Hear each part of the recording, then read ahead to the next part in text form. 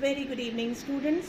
एक बार फिर से मैं doctor Arvinder Kaur Rajiv Gandhi memorial teachers training college की तरफ से हो रही ऑनलाइन वीडियो क्लासेस में आपका स्वागत करती हूँ। आज हमारे सिलेबस के हिसाब से रिसर्च मेथडोलॉजी में हमें जो टॉपिक पढ़ना है वो है scientific method applied to research in social science and education. इस टॉपिक को स्टार्ट करने से पहले मैं आपको याद दिला दूँ कि इससे पहले के वीडियोस में हम already sources of knowledge generation की बात कर चुके हैं और उसी सोर्सेस ऑफ नॉलेज जनरेशन में हमने साइंटिफिक मेथड के बारे में काफ़ी कुछ जाना है। साइंटिफिक मेथड में के बारे में काफ़ी कुछ पढ़ा है कि साइंटिफिक मेथड क्या होता है और इसका यूज़ हम किस तरह से करते हैं। आज हमारा जो टॉपिक है कि किस तरह से हम साइंटिफिक मेथड का इस्तेमाल करेंगे रिसर्च करने में, किस किस में रिसर्च, सोशल साइंस की रिसर्च करने में या फिर एजुकेशन मेथडोलॉजी की रिसर्च करने में किस तरह से साइंटिफिक मेथड का इस्तेमाल किया जा सकता है। तो डियर स्टूडेंट्स, इस टॉपिक को स्टार्ट करने से पहले मैं सबसे पहले आपको एक छोटा सा वीडियो दिखाना चाहती हूँ। आप इस वीडियो को ध्यान से देखें और इस वीडियो को देखने के बाद हम इस टॉपिक की शुरुआत करेंगे।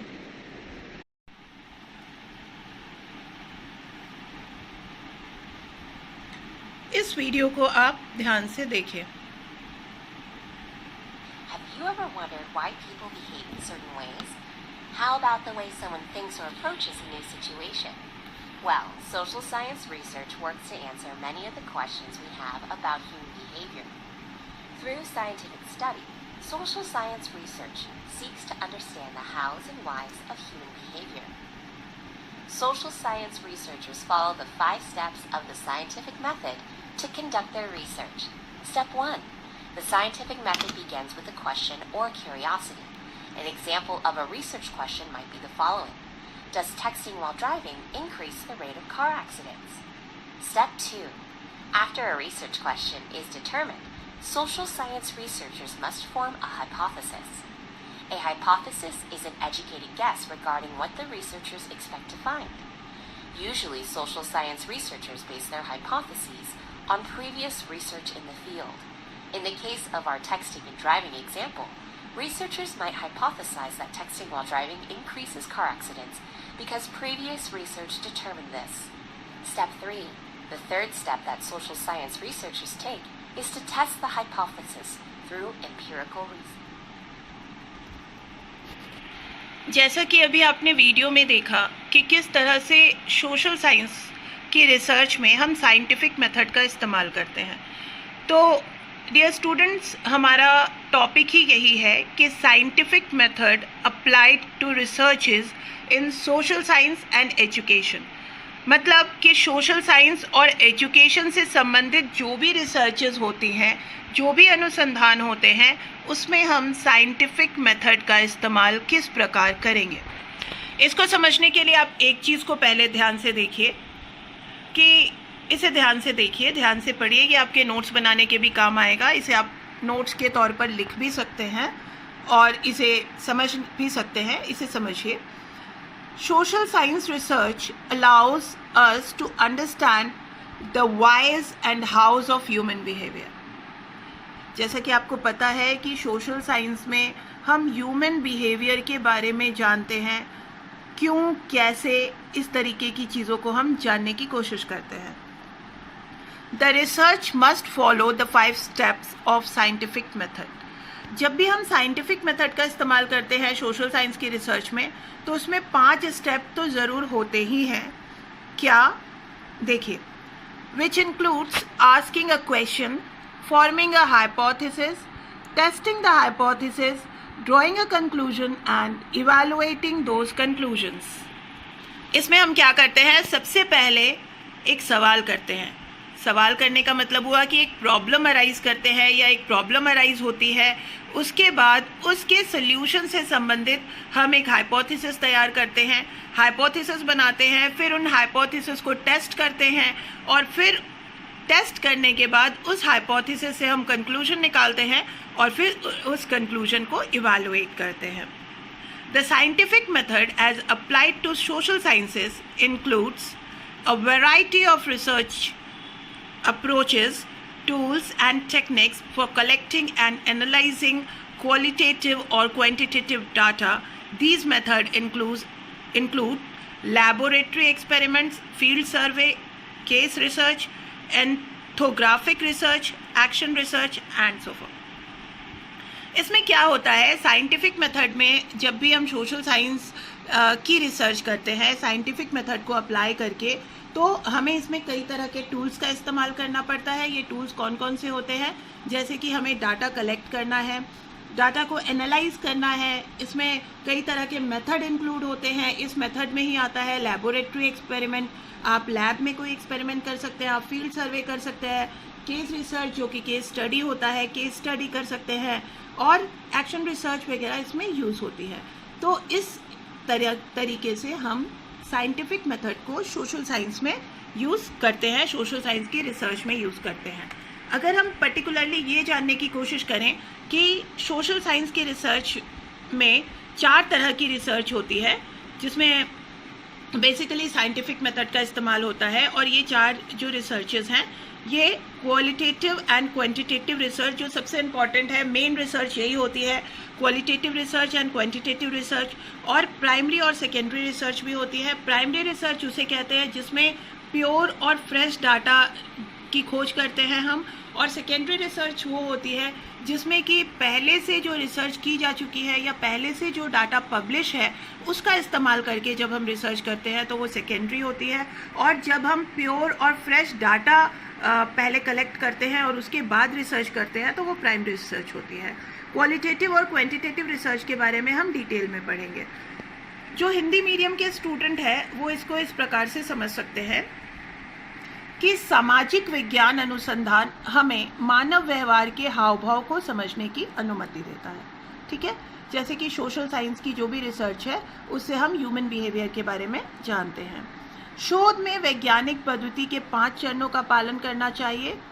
पहले ही हम पढ़ चुके हैं, जैसे प्रश्न पूछना, परिकल्पना तैयार करना यानी कि हाइपोथेसिस बनाना, परिकल्पना का परीक्षण करना, फिर एक निष्कर्ष निकालना और उन निष्कर्षों का मूल्यांकन करना शामिल है. तो ये साइंटिफिक मेथड के स्टेप्स होते हैं जिसे फॉलो करके ही आप सोशल साइंस से संबंधित कोई भी रिसर्च कर सकते हैं. वैज्ञानिक विधि जैसा कि सामाजिक विज्ञानों पर लागू होता है, गुणात्मक या मात्रात्मक डेटा एकत्र करने के और विश्लेषण करने के लिए विभिन्न प्रकार के अनुसंधान, दृष्टिकोण, उपकरण और तकनीक शामिल होती है. इन विधियों में प्रयोगशाला प्रयोग, क्षेत्र सर्वेक्षण, केस अनुसंधान आदि की कार्रवाई, अनुसंधान और इसके बाद के संस्करण शामिल है. तो ये हिंदी में हमने इसी चीज़ को लिखा है कि किस तरीके से आप साइंटिफिक मेथड को सोशल साइंस की रिसर्च में इस्तेमाल करते हैं. अब इसको देखिए कि सामाजिक अनुसंधान के 4 मुख्य प्रकार है. गुणात्मक और मात्रात्मक अनुसंधान जो कि क्वालिटेटिव एंड क्वांटिटेटिव रिसर्च की हम लोग बात कर रहे थे. और दूसरा है प्राथमिक और माध्यमिक अनुसंधान. ये प्राइमरी और सेकेंडरी रिसर्च है. जैसे कि मैंने आपको बोला कि जो फर्स्ट हैंड रिसर्च होती है वो प्राथमिक यानी कि प्राइमरी होती है, और जो सेकेंड हैंड रिसर्च होती है वो माध्यमिक यानी कि सेकेंडरी रिसर्च होती है. अब आप देखिए मेथडोलॉजी. ये जो मेथडोलॉजी है ये बेसिकली एजुकेशनल रिसर्च की हम बात कर रहे हैं, एजुकेशनल मेथडोलॉजी की बात कर रहे हैं कि methodology the basics for educational research is the scientific method. The scientific method uses directed questions and manipulation of variables to systematically find information about the teaching and learning process. जैसा कि इसमें लिखा हुआ है कि जब भी हम एजुकेशनल रिसर्च करते हैं तो उसमें ज़्यादातर हम साइंटिफिक मेथड का इस्तेमाल करते हैं. और जो साइंटिफिक मेथड है वो सबसे पहले कोई प्रॉब्लम को देखता है या कोई प्रॉब्लम को समझता है, क्वेश्चन अराइज करता है, उसके बाद अपने वेरिएबल्स को, अपने डाटास को मैनिपुलेट करता है, डाटास कलेक्ट करता है, उसको उस इंफॉर्मेशन को निकालता है और सिस्टमेटिकली उस इंफॉर्मेशन को फाइंड आउट करता है ताकि वो टीचिंग और लर्निंग के प्रोसेस को समझ सके. The scientific method is very formal procedure scientists including the psychologist use to evaluate their prediction or hypothesis. ये बहुत ही फॉर्मल मेथड होता है। इसमें कोई भी साइंटिस्ट या कोई भी साइकोलॉजिस्ट सबसे पहले अपने प्रेडिक्शन को या अपने हाइपोथेसिस को इवैल्यूएट करता है, समझता है, जानता है। The hypothesis is based on observation and other research. जितने भी हम इसमें हाइपोथेसिस बनती है वो ऑब्जर्वेशन पे बेस होकर बनती है और कहीं ना कहीं बाकी जो अदर रिसर्च है उस पे बेस होकर के बनती है। Once those important details are defined, the experimenter can test the hypothesis by manipulating a variable. जैसे ही हम किसी भी डिटेल को डिफाइन करते हैं, जो एक्सपेरिमेंटल होता है, जो शोधकर्ता होता है, वो अपने हाइपोथेसिस को टेस्ट करता है और हाइपोथेसिस को टेस्टिंग के दौरान आप अपने वेरिएबल्स को मैनिपुलेट कर सकते हैं। The process of scientific method involves making conjectures, that is hypotheses, driving prediction from them a logical consequences, and then carrying out the experiments or empirical observation based on those predictions. Scientists then test hypothesis by conducting experiments or studies. जैसा कि इसमें already लिखा हुआ है कि scientific method में basically hypothesis से involve होते हैं और इसमें जो है प्रिडिक्शन और जो भी लॉजिकल कंसिक्वेंसेस हैं, जो भी लॉजिकल प्रभाव हैं, वो उसे हम लेकर के अपने एक्सपेरिमेंट को आगे बढ़ते हैं और साइंटिस्ट जो है वो उन हाइपोथेसिस को, उन परिकल्पनाओं को टेस्ट करते हैं और उसी के आधार पर वो एक्सपेरिमेंट या आगे की स्टडी करते हैं। इसी को हमने हिंदी में लिखा है, हिंदी के स्टूडेंट इसको देख सकते हैं और समझ सकते हैं। क्रियाविधि, दैट इज़ अ मेथडोलॉजी, शैक्षिक अनुसंधान का आधार वैज्ञानिक विधि है। ठीक है, जब भी हमें एजुकेशनल रिसर्च करना होता है तो इसका बड़ा आधार वैज्ञानिक विधि होता है। वैज्ञानिक विधि शिक्षण और सीखने की प्रक्रिया के बारे में व्यवस्थित रूप से जानकारी प्राप्त करने के लिए चर के निर्देशित प्रश्नों और हेर फेर का उपयोग करती है। जैसे कि पहले भी मैंने आपको बताया कि इसमें वेरिएबल्स के साथ मैनिपुलेशन किया जा सकता है। वैज्ञानिक विधि मनोवैज्ञानिकों सहित एक बहुत ही औपचारिक प्रक्रिया वैज्ञानिक है और भविष्यवाणी या परिकल्पनाओं का मूल्यांकन करने के लिए उपयोग करते हैं। जैसा कि आपको मैंने पहले भी बताया कि इसमें प्रिडिक्शन की जाती है और उसी प्रिडिक्शन के आधार पर अपनी हाइपोथेसिस को इवैल्यूएट किया जाता है। परिकल्पना अवलोकनों और अन्य शोधों पर आधारित होती है।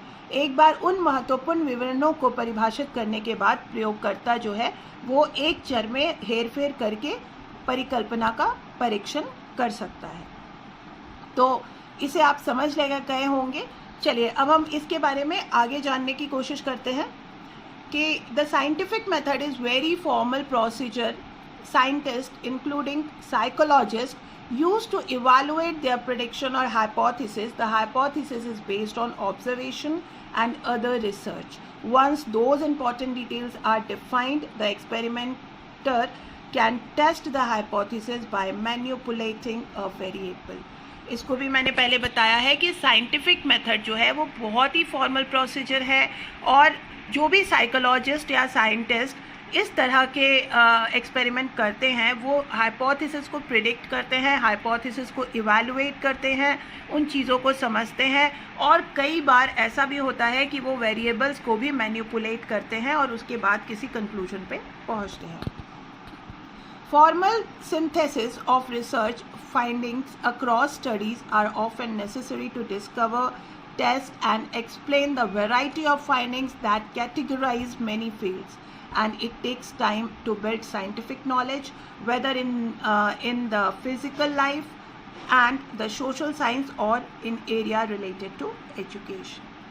तो इसको हमने जैसे ही समझा है, इसको आप हिंदी में भी देख सकते हैं कि किस प्रकार से वैज्ञानिक विधि जो है वो मनोवैज्ञानिकों के साथ साथ बहुत ही औपचारिक विधि होती है और इसमें भविष्यवाणियों या परिकल्पनाओं का मूल्यांकन करने के लिए इसका उपयोग किया जाता है। परिकल्पना अवलोकनों और अन्य शोधों पर आधारित होती है। एक बार उन महत्वपूर्ण विवरणों को परिभाषित करने के बाद प्रयोगकर्ता जो है वो हर चर में हेरफेर करके परिकल्पना का परीक्षण कर सकता है। इसमें हमने ये भी समझा है कि किस प्रकार अध्ययनों में शोध के निष्कर्ष और औपचारिक संश्लेषण अक्सर कई क्षेत्रों की खोज करने वाले निष्कर्षों की विविधता की खोज, परीक्षण और व्याख्या करने के लिए आवश्यक होते हैं। और विज्ञान के निर्माण में समय लगता है, चाहे वो भौतिक हो, जीवन हो, सामाजिक हो और विज्ञानों में हो या शिक्षा से संबंधित क्षेत्रों में हो। तो इस प्रकार स्टूडेंट्स आप इजीली समझ गए होंगे कि किस प्रकार से हम साइंटिफिक मेथड को सोशल साइंस के रिसर्च में और एजुकेशन की रिसर्च में इस्तेमाल कर सकते हैं। इसकी डिटेल जानकारी हम आगे के चैप्टर्स में पढ़ेंगे और आगे के चैप्टर्स में इसके प्रॉपर स्टेप्स के बारे में और प्रॉपर चीज़ों के बारे में हम जानेंगे। आज के वीडियो में इतना ही। अगले वीडियो में हम देखेंगे कि research paradigm in education. Research paradigm in education में बेसिकली हम क्वांटिटेटिव और क्वालिटेटिव रिसर्च की बात करेंगे। यहाँ तक के वीडियो में अगर आपको कोई किसी भी तरह की प्रॉब्लम हो, किसी भी तरह की दिक्कत हो तो आप मुझसे पूछ सकते हैं और इन नोट्स के द्वारा आप अपने नोट्स भी बना सकते हैं और लिख भी सकते हैं। So thank you very much.